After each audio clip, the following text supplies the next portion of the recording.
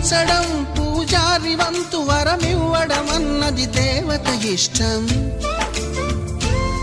ప్రేమించడం ప్రేమికుడి వంతు కరుణించడం అన్నది ప్రేయసి ఇష్టం. ఎందువల్ల నిన్ను ప్రేమించిందో చిన్ని మనసుకే తెలియదుగా, నిన్ను మరవడం జరగదుగా.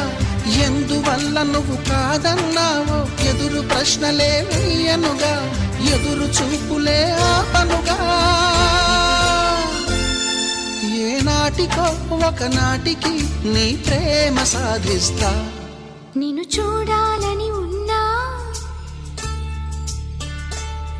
నిన్ను చూడాలని ఉన్నా